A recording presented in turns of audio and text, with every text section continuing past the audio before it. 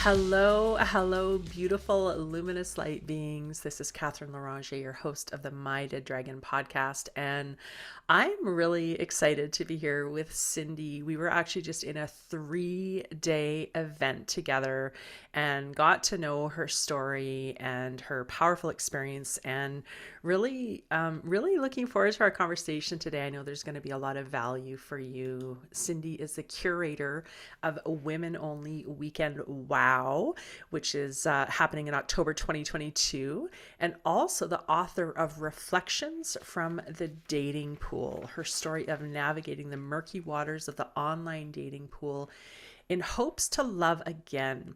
Cindy challenged herself to date 50 men in 52 weeks. Oh my goodness.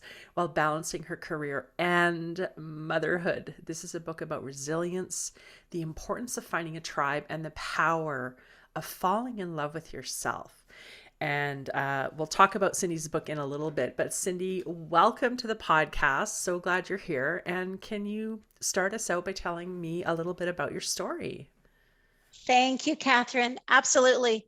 Even when you read my bio back to me, I have to admit I still get goosebumps a little bit. Yeah. I love that. So, for your listeners and for you, my story starts at a dark moment. I basically woke up one morning and several police officers burst into our house and arrested the person who I thought I'd been in love with for 7 years. Wow. Yeah. Wow. So that was quite a shock. And I know that many of your guests they have to become their own hero, and they realize that no one is going to save them. So that's exactly what happened. Is within a few short hours of the police leaving my house and explaining why they were arresting the person I had been with, who just, to give some background, not the father of my children, Mm. um, but someone that I had been with for 7 years.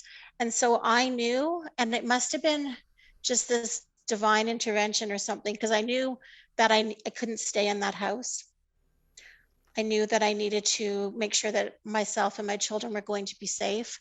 Mm. So mid 40s, I left that day and took refuge in my parents' basement with my two kids. Wow. So I love that, Cindy, that you're identifying that there was a part of you that wanted to just crawl in the bed.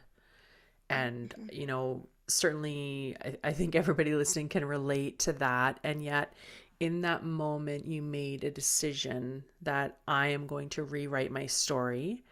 And maybe it was conscious, or maybe it wasn't quite in that consciousness yet. But tell me about that moment where you're feeling pulled, like, I just want to go to the bed, I just want to, like, pull the covers over my head. Maybe pretend this didn't happen, go back to the safety, the security, like, here's this person I was in love with, and it just happened yesterday, so probably still in love with. So what was that moment? How did you lean into taking action and moving forward and not just crawling into bed? That's a good question. I think I was partially on autopilot. And Mm. so perhaps I was listening to my inner wisdom, that little voice, because it was just saying, like, move forward, take care of your Mm. daughters. And I knew that everything I did, they were watching me, Mm. right? And so every decision I made was about, how do I want them to see me behave in this situation? Mm. How is this going to affect them? And what can I do to protect them, will also empower them, so that they know they're never going to be in the same situation that I was in, but they know that that you are able to help yourself, and you are able to Mm. um, take care of yourself. So how did you begin to rebuild that trust in yourself? What was that process like?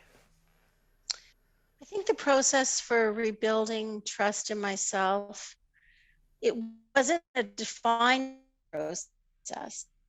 But I think I gave myself a long time with the commitment of I'm going to date for a year.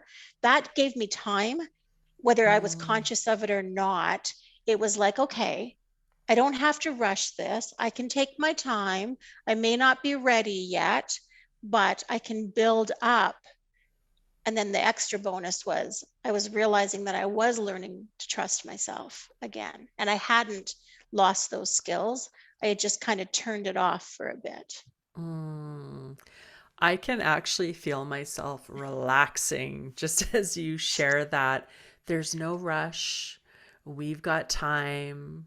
We're gonna take our time. I'm gonna take my time. Ah, right. And so for people Mhm. listening, as you're listening, notice if that has a similar impact on you. That idea that there's plenty of time. You don't need to figure it out right away. There's no rush. Notice if you can feel yourself relax with that. Tell me where people can find your book. I think the easiest place to find it is on Amazon. If you search Reflections from the Dating Pool, if you can also find it through my website. But honestly, as much as I like supporting local, I think that's just the easiest. Okay. Okay. And for my listeners, I'll have a link in the show notes as well. So you can find the information for Cindy's event, and also her book will be available to you there. And so, Cindy, before we bring this in for a landing, is there anything else that you would want to say? Anything you'd want to share? Any last words of wisdom for the people listening? Let me first thank you. It's such a great opportunity to talk to you and share my story with yourself and your listeners. And I guess my last words of wisdom would be that life has been a little hard on some of us. So don't wait for someone to rescue you. This Mm, this is the time to take a step to move forward, however that looks for you. And if you trust the process, it will be okay. yeah. And just take the step. Take Take the step. a step. Just take a step. Oh, I love Yes. that, Cindy. I love that. Thank you. And so, thank you so much for joining me today. And to all of my listeners, know that I have so much love for you. I am so grateful for you. And we'll look forward to connecting with you on social media. As always, love to hear from you, your impacts, your kind of ahas, your takeaways from the episodes. And until next time, have a amazing week.